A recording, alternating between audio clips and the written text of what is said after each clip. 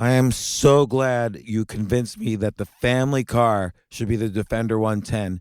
It is so beautiful inside, it's so comfortable, and it just feels indestructible. Yes, it really is. I've been waiting a long time for the new model to come out. The Defender 110, I'm telling you, it's my favorite car of all times. It's my third one. You know, I have stories of going off road. The guy managed the group. He was like, "What are you doing in this beautiful car?" I'm like, "I'm going off road." He's like, "Are you sure? Because you can use one of ours." And then they look like Mad Max cars. I'm like, "No, no, no, no, we're going to do this." And he was shocked. Wow. Well, it's great because the Defender has been reimagined for 21st century adventure, and its unparalleled off-road ability as well as its robust interior are invaluable whether you're headed towards uncharted territory or just a weekend of exploration. The Defender 110 tackles challenging surroundings with absolute confidence. The SUV conveys strength outside and in, featuring peerless technology like an intuitive driver display and an award-winning infotainment system. That's my favorite part, to keep you connected no matter where the journey takes you. Adventure is unique to everyone, and so is the Defender. Choose from the two-door Defender 90, the four-door Defender 110, or the larger Defender 130 with the ability to seat up to 8 passengers. You'll find uncompromising performance in all three. So pack up and go even further with the Defender 110. Learn more at LandRoverUSA.com/Defender. These days, we're all investors, trying to be smart with our money despite our worst impulses. But at iShares, we believe that deep down inside of every investor is a better investor. One that's just waiting to be let out. Explore iShares ETFs and insights and let your best investor out. Visit iShares.com for more information.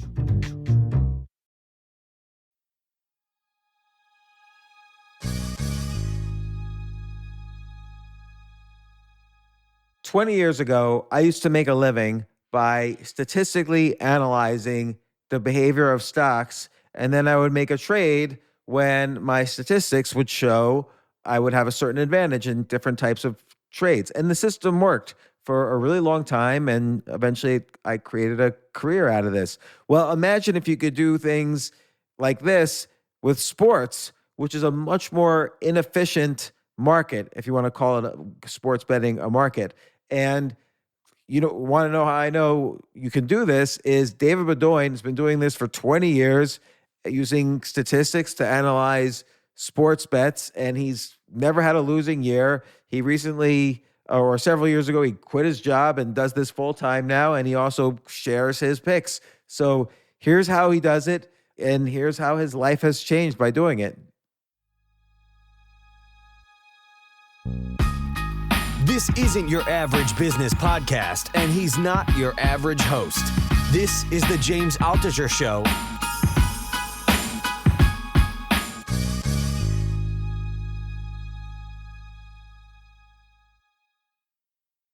David, how do you say your name? Beaudoin? Yes, David Beaudoin. Well, I know it's hard to pronounce in English. Beaudoin, yeah. You're from Quebec? Yes, exactly. So how did you get into sports betting?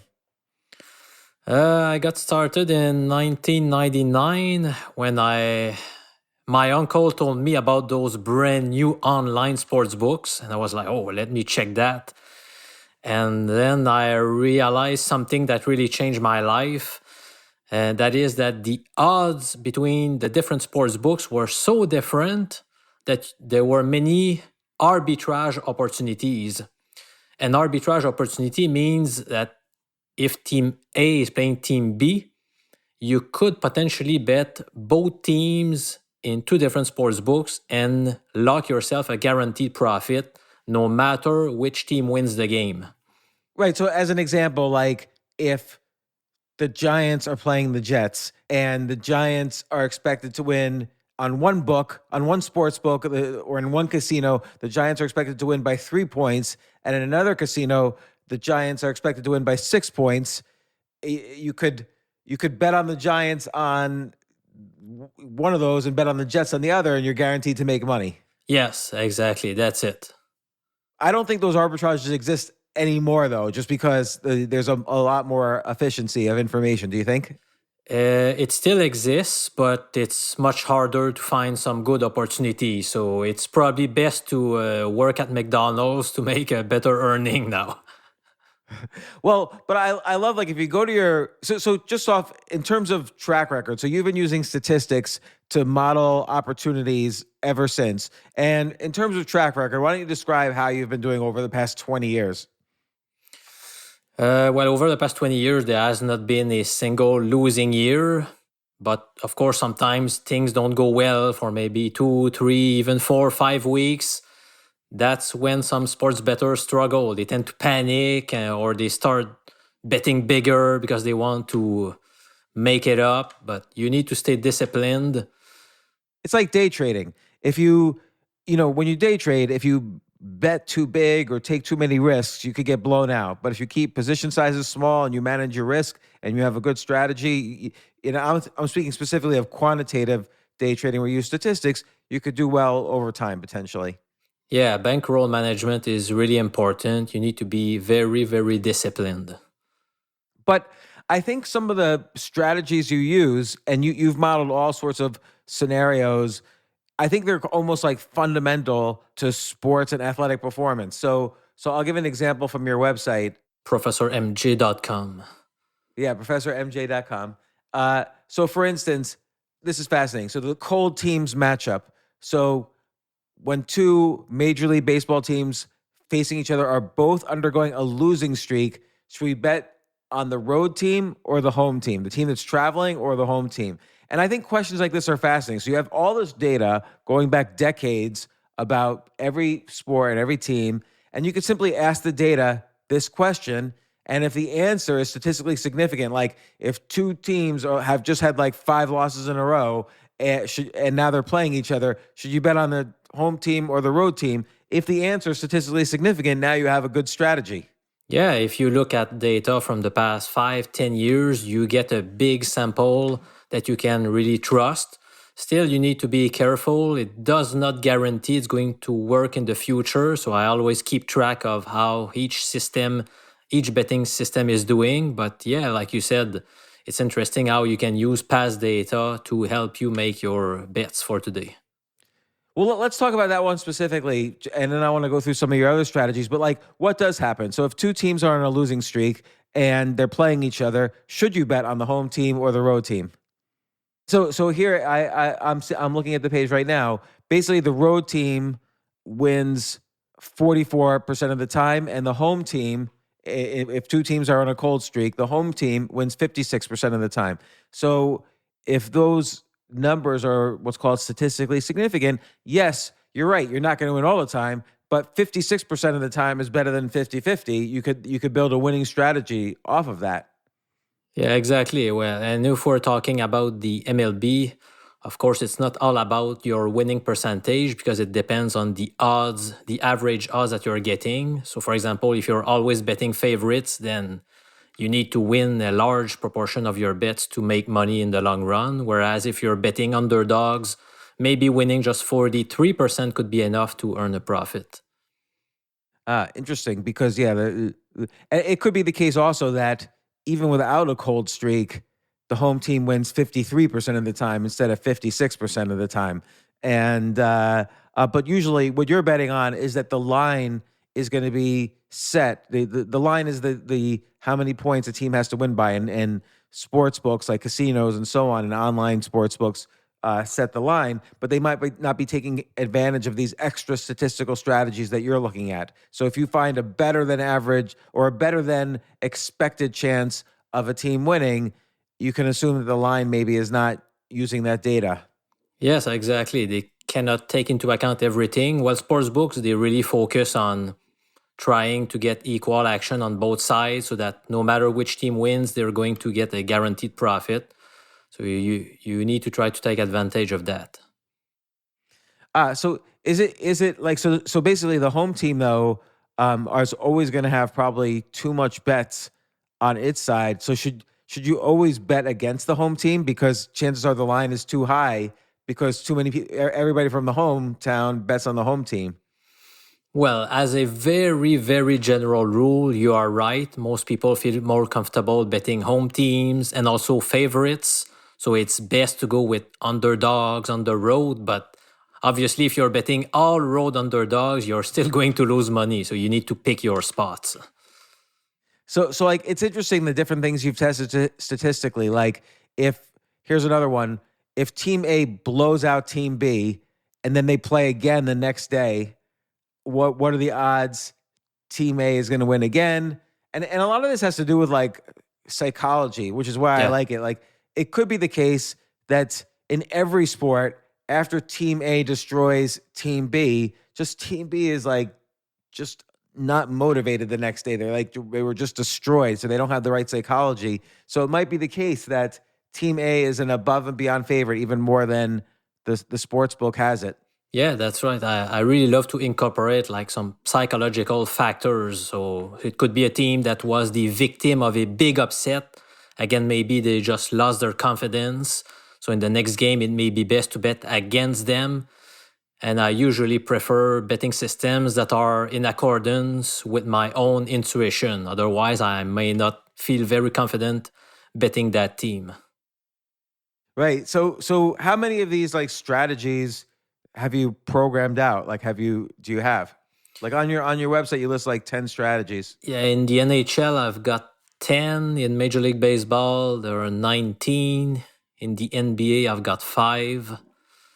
So, and in the NFL, I use more of I'm just doing some research and I consider many factors, but I don't have specific NFL betting systems right now. So altogether, how many bets per week do you place? Like how many signals trigger a bet, and how many bets do you make per week?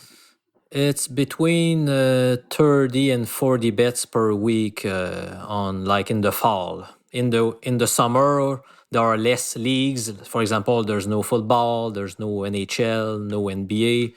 So there are fewer bets in the summer, but like right now in November, it's between 30 and 40 bets per week.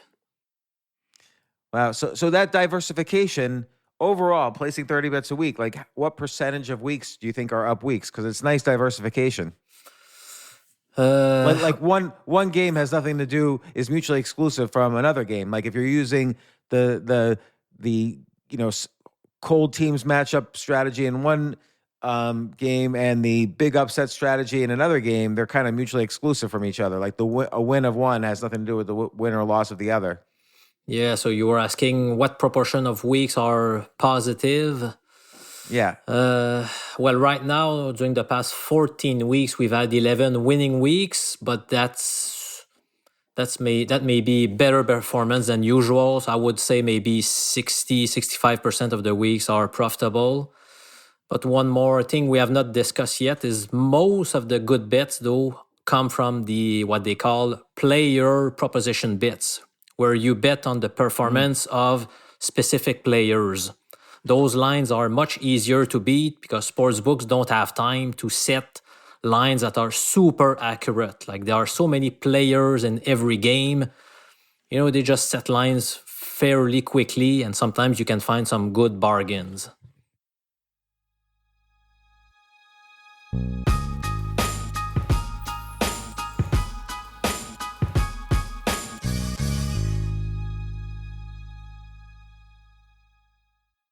Oh my gosh, I love these clothes. Mizzen and Main. That's Mizzen and Main. It really is the most comfortable work clothes. Travel clothes. I had to travel this whole week. I'm traveling for a week and a half, and I just took Mizzen and Main clothes with me. Close out 2023 in style with comfortable, breathable, packable, and machine washable pieces from Mizzen and Main. As you wrap up your year-end goals, enjoy a Mizzen and Main dress shirt that you can wear confidently. I like that they've very, very just nice, solid colors. I don't really like to get all fancy in patterns and everything, although they do have some pattern shirts, but very comfortable clothes, stretchable pants. It's just super comfortable, but they look professional, and you can wear them casually or professionally. I like some of their flannel shirts or untuck shirts. I love untuck. I never tuck in. So again, Whether you're shopping for a special someone or giving yourself the gift you really want, I just buy myself gifts. Mizzen and Main is the perfect gift for any guy who works, travels, and or cares about looking and feeling great. As you could tell by my many photos across the internet, I care about looking fantastic. I'm practically a model. And let's be honest, every guy loves to look great. So, again, shop now at mizzenandmain.com and save 20% when you spend $130 or more using promo code James. That's promo code James at Mizzen and Main, Mizzen and Main.com.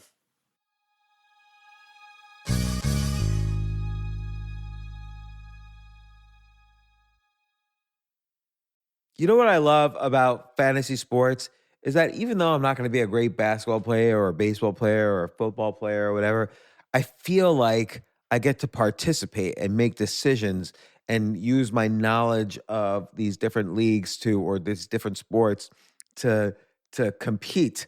So it's like I can pick my team or I can pick my favorite players and I could use my knowledge to make predictions and maybe even make money.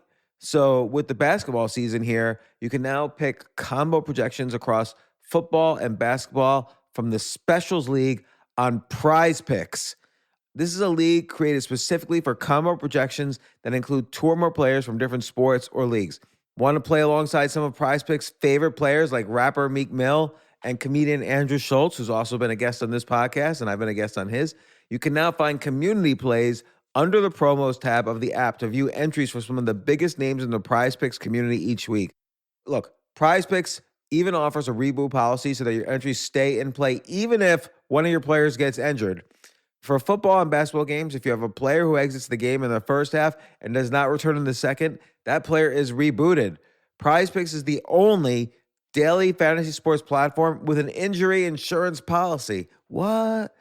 So I love playing it. I love anywhere where I can use analytical ability with my interests to demonstrate some skill and maybe make some money. And I like the game-like aspect. I do wish they had chess as a category on prizepicks.com, but I'll settle for what they've got. Maybe I should make my own fantasy chess league.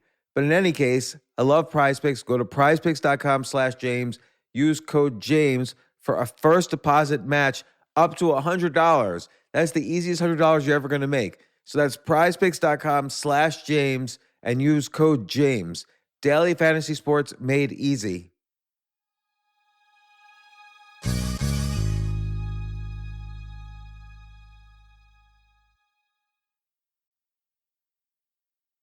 So what's an example? Like so and so player is going to hit 3 home runs in this game, or what's an example proposition bet? Yeah, so an example in the NFL, it could be a certain player, will a certain wide receiver catch more or less than four and a half balls? Or will the quarterback get more or less than 283 passing yards? Or in Major League Baseball, it's mostly on the number of total bases. So where a single means one base, a double is equal to 2 bases, and so on. So will that player get over or under 1.5 total bases in the game? That's another example. So okay, when figuring out how to bet on those, what sort of data do you look at? You probably look at their average. Let's take the quarterback and passing yards per game. You probably look at data like the average number of yards they've passed in every game they've ever played in, and then you probably look at the average number of yards they've had against this particular team, or maybe play teams with the record of the particular team that they're playing. Like, what other data do you look at and analyze to figure out the probabilities? Yeah, in this specific case, I look at how many passing yards this quarterback has had in recent years while giving more weight to the current year and then a bit less weight for the previous year and so on.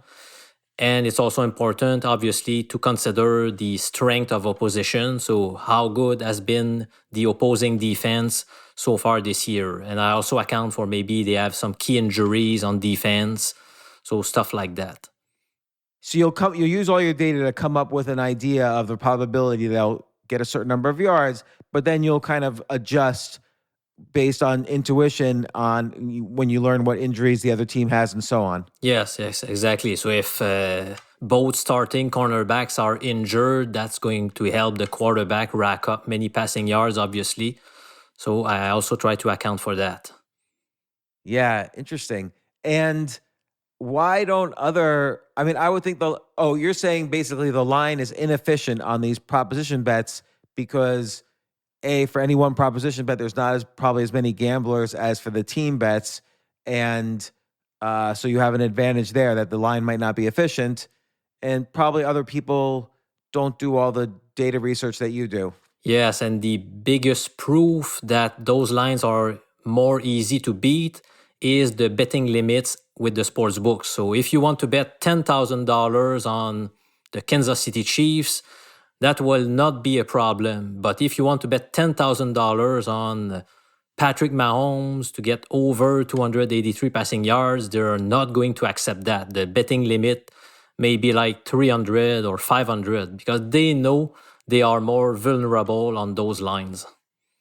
But can you spread it around to a bunch of different online sites? Yeah, sure. You can do that, yeah.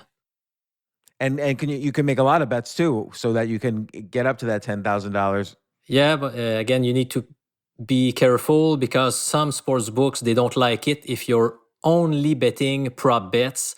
Again, they like people who bet on teams and totals, so you can get limited more quickly. It depends on some sports books, but of course, I've been limited with many of them where I cannot bet more than $1.15. So that's just ridiculous.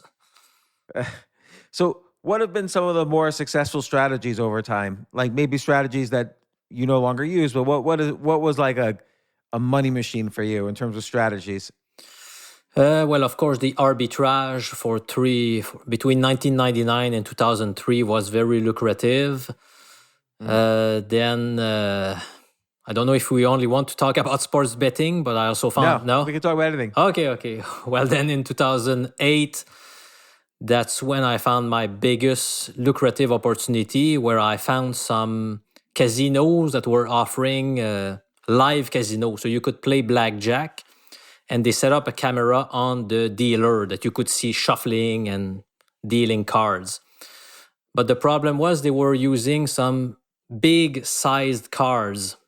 And I realized that the dealers had trouble shuffling them correctly because they were so big. So I figured, well, maybe they are not shuffled very efficiently. And, I set up a big system. I was using several computers. And basically, I could tell in advance which cards were coming up. So sometimes there were 15 cards that were stuck together that remained in the same order. So I knew which cards were coming up. That obviously gave me a huge advantage, and I took advantage of it.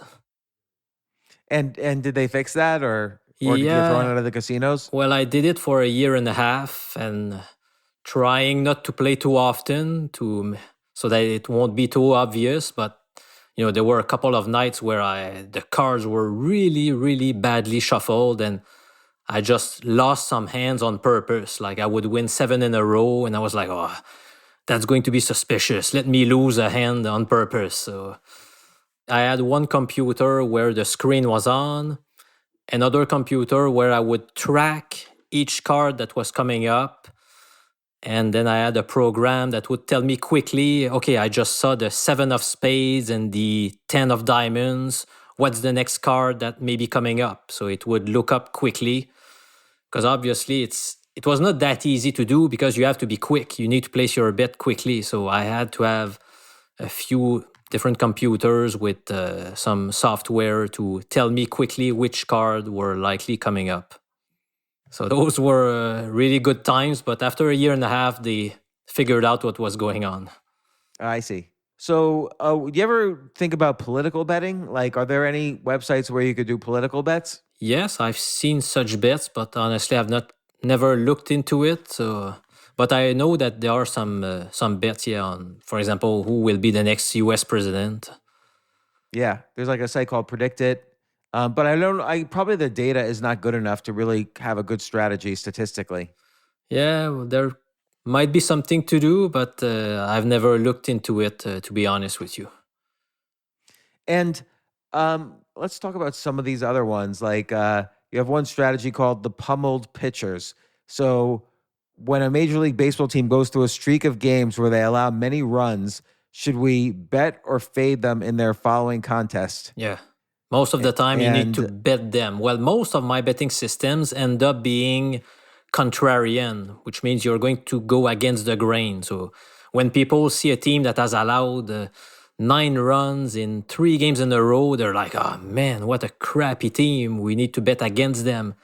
And the line is artificially inflated.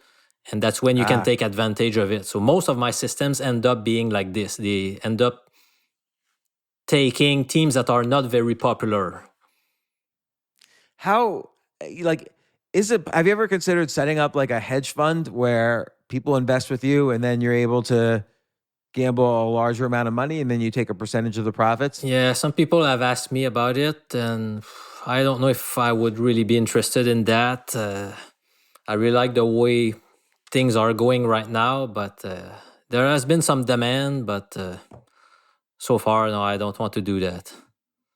And when you say you like the way things are going now, is that because you're making, do you make a lot of money from this? Like, how's it going? I mean, you're also a professor of statistics, right? So does this make more than your salary?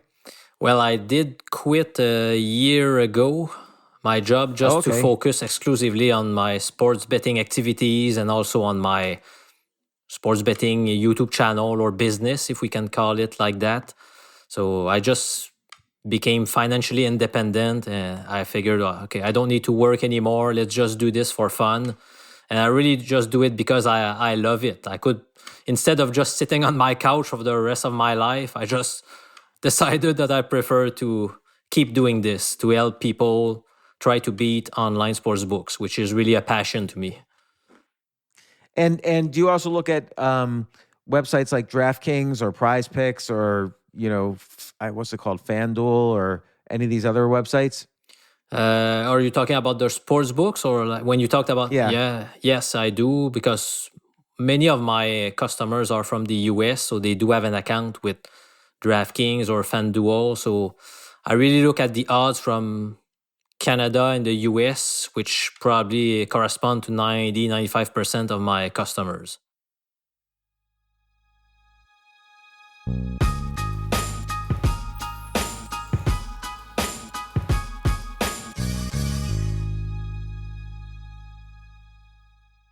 This is such a valuable service for all business owners, big businesses, small businesses, doesn't matter. I wish I had this in the many different businesses that I've started. Sometimes it seems like your business is humming, but then suddenly you don't understand it. You're starting to fall behind. You're not understanding where your costs are, where your revenues are, where your payments are. Teams are buried in all sorts of like BS work, and you can't seem to close the books. So you need like one dashboard, one source of truth. I'm jealous of this business, NetSuite from Oracle, of course, NetSuite by Oracle. I wish I'd come up with this idea. It's a brilliant concept to have all your business intelligence on one dashboard. This is why you need to know these three numbers: 37,000, 25, and 1. So 37,000, that's the number of businesses which have upgraded to NetSuite by Oracle. NetSuite is the #1 cloud financial system, streamlining accounting, financial management, inventory, HR, and more. 25. NetSuite turns 25 this year. That's 25 years of helping businesses do more with less, close their books in days, not weeks, and drive down costs. 1, because your business is one of a kind. So you get a customized solution for all of your key performance indicators, your KPIs, in one efficient system with one source of truth. Manage risk, get reliable forecasts, and improve margins. Everything you need to grow all in one place. So right now, download NetSuite's popular KPI checklist designed to give you consistently excellent performance absolutely free at netsuite.com/James. That's netsuite.com/James to get your own KPI checklist. netsuite.com/James.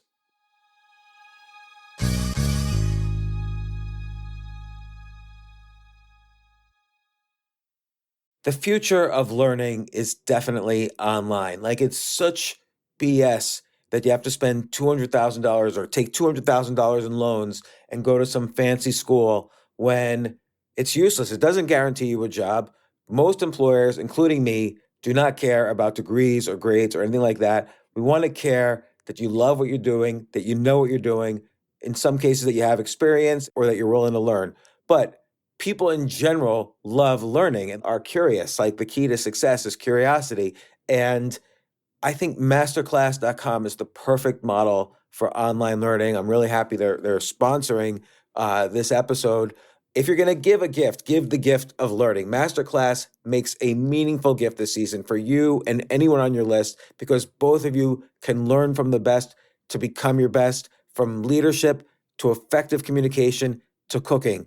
Let me tell you some of the classes I've taken. I've taken comedy from Steve Martin. I mean, can you believe I can take a class from Steve Martin on comedy, or Judd Apatow, my favorite comedy director? I could take an actual class from him on writing. Wolfgang Puck on cooking. Dan Brown on writing, or Judy Bloom, who's been on this podcast, on writing. By the way, Wolfgang Puck also has been on this podcast. It's such a pleasure. I try to take classes all the time from masterclass.com.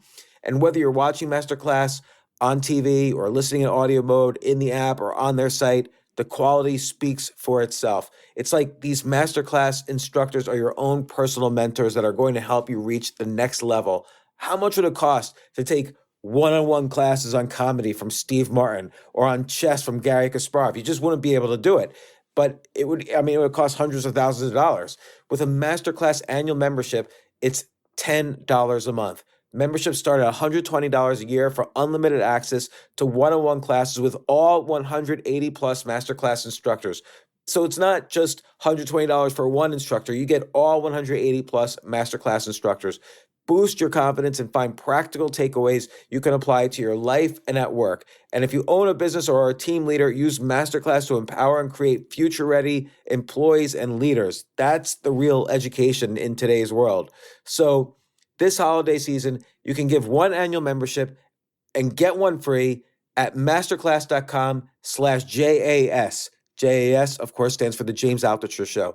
So right now you can get two memberships for the price of one at masterclass.com/JAS.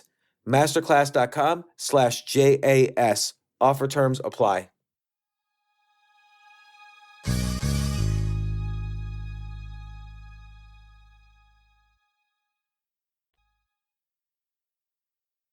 When you first started out, it was like in 1997, I think it was, you proved that hockey teams would do better off if they pulled out their goalies earlier. They would win more games if they pulled their starting goals earlier. And hockey teams tended to hold on to their, or keep their starting goalies into the game for too long, which is like Moneyball type of analysis. Have you considered being a consultant to sports teams to use statistics to improve their play? Yeah, well, after writing this article, I did reach out to some teams, but two general managers called me to tell me, yeah, that was interesting. We liked it, but never got any job offers out of that. That was kind of my dream job at the time, but maybe not anymore. I just love what I do right now. And are there any other opportunities that you haven't looked at yet, like other sports or other types of gambling? Like, what are you playing around with right now?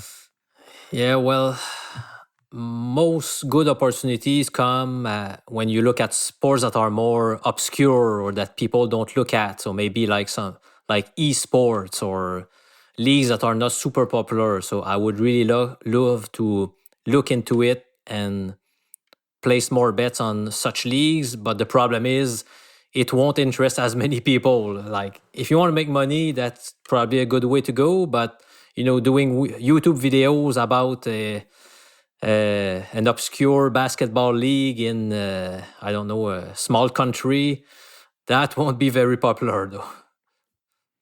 Yeah, and maybe collecting money in that country might be a little hard, depending on what country it is. Might be dangerous. Yeah. So, where do you get the data? Like, is there one site that sells data on every team and every player? That's a good question. I got a lot of data from 4 different leagues like several years ago, but I just don't remember exactly what site it was. It was free to use. So I just downloaded it, and I tried several years later to get more data, but I could not find that website anymore. I know that some sites sell this type of data, but I just got it off a website that was offering it for free.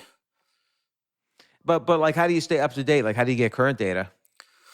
Well, now I collect some of my own data. For example, when tracking the performance of each of my betting systems. So, for example, in the NHL these days, every single day, I look at which teams fit under which system, and I've been doing it for like 4 or 5 years for each sport to see how each system is doing.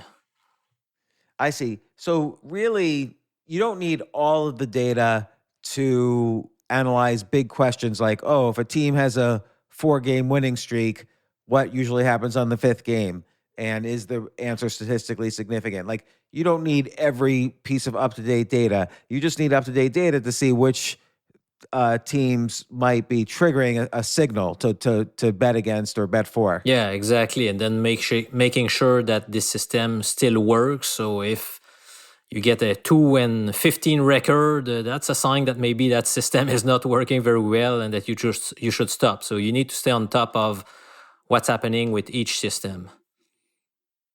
Why would a system stop working? Like, what's an example of a system that stopped working? It could be due to some rule changes sometimes, or maybe it can happen that a system was statistically significant in the past, but for any unforeseen reason, it doesn't work anymore. I don't necessarily have a clear-cut answer to that question, but I wonder if more people become aware of the statistics, so that changes the line over time, the average line over time, so that it's no longer statistically significant. yeah, that's a good possible explanation for sure. Yeah. Yeah, I mean, with stocks, like, because I used to do a similar thing for stocks, and sometimes it would just be the case that people would become aware of these strategies, and that would kind of change, and then people would invest in these stocks anticipating other people playing the strategy, and that would in effect be similar to changing the line in sports. And so I wonder if something similar happens on these sports strategies. Yeah, like I've heard that many people used to bet on NFL teams coming off their bye week, and that was quite profitable because sportsbooks had not adjusted to that. But then everybody got aware of it, so they started betting on teams coming off their bye week, and then it stopped working. So like you said, that could be a good reason. Yeah. Uh, like, which strategy do you feel most confident in? Of the ones like that you list on your website, for instance, what's one that is kind of like one of your favorites? That's a great question. I would say maybe those that involve a big upset. So when a team has been the victim of a big upset, or, well, no, let me change my answer. I would argue maybe the snapped winning streak. So when a team has gone through a long winning streak, so maybe they've won 6 games in a row, and then they lose one, most of the time they tend to lose a second one because they're kind of shaken, psychologically speaking. That has proven to work across many sports. So this is one that I like, and it does make sense in my mind anyway. Yeah, it's interesting, the role of psychology. Like, you would think, on the one hand, you would think, well, it was just a fluke that they won the 6 games in a row because they're a great team, and it's just a fluke that they lost this one game, and they'll get back to their winning streak because, again, they're a great team. But you're saying that psychology, they get thrown off a little bit, and they don't know if they were just lucky on the 6 games, and now, they get disheartened. Well, I was about to say that I believe this system seems to work better on teams that are not that great. So, for example, in the NHL recently, the Anaheim Ducks are supposed to be a crappy team, but somehow they won, I believe, 6 games in a row. And I was waiting for them to lose a game to bet against them. Again, I believe it was against the Flyers, and they did lose. So I think it works best on those types of teams. I see. So it's not like the Lakers in basketball or something. Like if they lose a game, they're probably going to just start winning again. But if Yeah. it's just some, random team, then and they happen to have a winning streak, that might the luck might be the winning streak, and then they get back to normal. They kind of revert to the mean. Yes, exactly. Whereas for the Lakers, you might argue that they're going to be upset, they're going to be pissed, and they will be super motivated to get back on track. Well, and that's interesting because what does it say like about success? That the successful teams maybe are not the ones that are just great teams, but also know how to bounce back from defeat. Yeah, we've seen often statistics about that in the NFL. Like, I think I've seen a stat about Patrick Mahomes. After a loss, he has a great record, so he rarely loses 2 games in a row. So I think that this intuition might be valid. And now you're kind of bringing this into not just making money from betting, but like you said, you're almost like in the media business. You started a YouTube channel sharing your picks, and you have a website, ProfessorMJ.com. Why did you decide to do that? I know you wanted to help people, but did you feel like kind of lonely doing this on your own, and you kind of wanted to build a community and basically be able to interact with people? Yeah, that's it. I wanted more. I thought it would be more fun to talk about it with people. So, like in the YouTube comments. So, at first, I was just posting pics on Reddit for a while. And then I figured, maybe I should start a YouTube channel, even though I'm pretty shy. And I was like, I'm going to look weird on camera. But I just decided to take the jump. And it all started with I wanted to talk about the biggest bet I ever made. I thought that would be a great first video. So it was in 2019 where I was really convinced that the Buffalo Bills would finally break out of an 18-year misery. So their win total for the season was 6.5. So I felt strongly that they would win more than 6.5 games for that season. So I just shared all my arguments, and I showed my trip to the state of New Jersey to place those big bets. So that's really how it all started. And how did you do? I did very well. They right after 10 games, they had a 7-3 record, so it was already a winning bet. Can't remember how many. I think they finished with a 10-6 record on that year. And why did you think that they were going to have was this just all intuition, or did you have some statistics backing you? It was a mix of both, which is often the case of my picks in general. I don't only follow numbers, even though I'm a statistician. I need more arguments supporting the pick. So I remember that I felt they had a pretty underrated defense. They had made some key acquisitions on defense. And I thought maybe this Josh Allen guy could be good, even though everybody was saying that he was not very accurate. So it was mostly based on their defense and some numbers that were telling me that they had a solid team, and I believe they had a pretty soft schedule on that year too. So probably in general, that when a team wins, they've probably thrown roughly these kind of yards, or they scored these kind of points or whatever. Maybe you saw that with their new team that year, they were gonna have on average, throw the number of yards or run enough yards that would be better than the average winning team. So that's why you thought maybe they would win an above average number of games. It was also due to even before the season begins in the NFL, there are a few sites that post point spreads for all regular season games.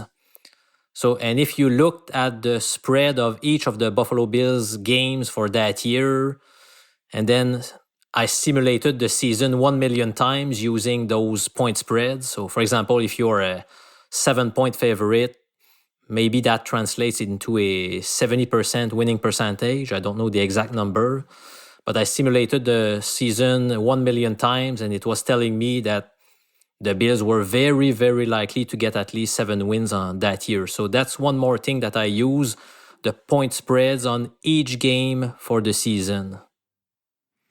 I see. So, and do you ever look at past data, like how often the major sports books are wrong? So this way you can kind of bet against which sports books to bet against? Like, do you ever model the books themselves?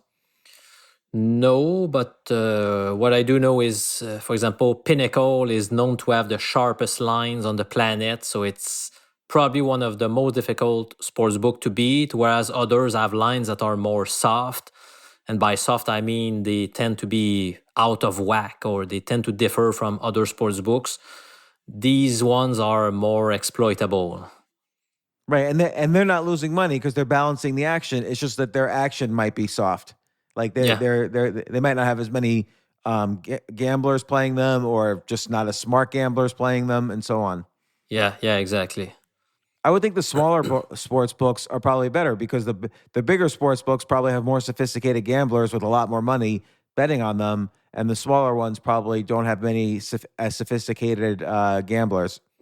Yeah, but you can still find some good bargains once in a while with big books like DraftKings or FanDuel. I do see occasions where there's a great bargain available with those sports books, which is something I'm going to offer very soon. Like I have tools that track lines from many sports books, and whenever I'll see a bargain, and by bargain I mean a line that's quite different from everybody else, then I want to alert everyone. Okay, this is a good bet. You should jump on it. And then how often does the line get adjusted once you make that alert? Well, I've not started yet to offer that, so Oh, for now, I just keep it for myself and I place a bet. But I figured that many people would be interested to get those alerts. yeah. You should charge for. That should be like a high-end service that you Yeah, charge for. yeah, Because if people are betting like thousands of dollars a game, you could charge a couple $1,000s for a newsletter that gives those alerts. yeah, exactly. Also, I figured it's no use to have like 1,000 people subscribe to those picks because maybe only 20 of them will have enough time to put the bet in. So that's why, like you said, it's going to be a higher end service for people who have a bigger bankroll. Yeah. And right now you have a free newsletter, right? That you send out alerts, and you basically have to build that as big as possible, and then you market to that list for the high-end service. Yeah. So, well, you can get some free picks, whether on YouTube or via a mailing list. And then some people also pay to get all of my picks. So the free picks, there are like between 5 and 10 per week. Whereas if you want all of them, like between 30 and 40 per week, then that's an extra cost. And like you said, there could be a higher end service eventually with the bargains. And how has your lifestyle changed? Like since you've started making money and more money from sports betting. Like have you changed the way you live? Yes. For example, my family and I go for a month in the Caribbean every year. So even though my kids they have school, but they do school at home or from the hotel. So we do Uh-huh. that every year. We go to 2 different islands every year, and I can work from anywhere. So to me, it doesn't matter, and so that's really awesome, and not having the stress of having a boss or having to teach anymore. To be honest, I was quite nervous every time I would go teach to 150 people, and now that stress is gone. Why were you nervous going to teach to 150 people? Yeah, I know it doesn't make sense because I was like, you're not going to look like an idiot. You know what you're talking about, but I just could not You get just didn't past it. enjoy it. Yeah, Yeah. no, yeah, exactly. I just didn't. When I was younger, like in high school, I hated oral presentations. So I never believed that I would become a teacher one day, but that's what I ended up doing. Well, now you probably could see yourself doing what you're doing now for the rest of your life. Like Yes. it's fun, you love it, and it's growing and it's exciting. Yeah, when I get up in the morning, it does not feel like a job. It's just something that I love. It's like a hobby. So yeah, that's really great. Well, congratulations. You're living the dream, and I hope you have more and more success with this, and good luck on your media stuff. So okay, professormj.com, and your YouTube channel is Professor MJ, right? Yes. And I think on your website people can sign up for your mailing list. Am I right? Yes, exactly. And those who want all the pics, that's at mjpics.com. MJPicks.com? Yeah. Oh, I haven't even checked that out. Let me just go to that real quickly. So on that platform, you can also receive 5 or 6 free picks. And also occasionally I run some free contests where you can win prizes, like maybe an NFL prediction contest, and the top participant gets $100. So I do that quite often. Oh, that's a great idea. That's a good way to get people in. Yeah. Well, congratulations again. You're living the dream. It's very exciting, and I kind of want to do it. Do you use Excel for your programming, or do you have some other programming package that you do your analysis on?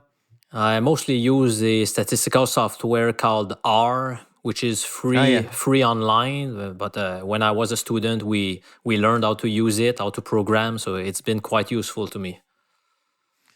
Well, again, ProfessorMJ.com, and Professor MJ is the YouTube channel. Thanks once again for coming on the podcast. It's really exciting stuff you're doing. I'm envious. So congratulations.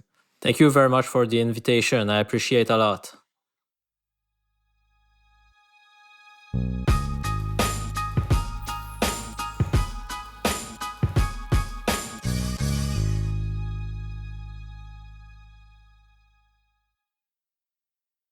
This Christmas, the NBA is giving you 5 straight gift-wrapped, action-packed games. The Knicks and Bucks tip off the action. Then the Warriors and Nuggets take holiday hoops to new heights.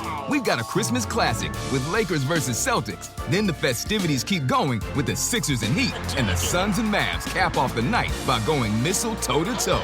That's why this season's best gift is the gift of games. Don't miss the NBA on Christmas Day on ABC and ESPN. Hey, Brad, you know how Nationwide is more than an insurance company? Yeah, they're one of America's largest financial services companies. We get that in a song like business, life, retirement. Or Nationwide's there to protect. I'm kind of the jingle guy. Not sure I agree with that. Well, I'm not sure I like your hat. Well, it would never fit on you. Products issued by Nationwide Life Insurance Company or Nationwide Life and Annuity Insurance Company. The general distributor for variable products is Nationwide Investment Services Corporation, member FINRA, Columbus, Ohio.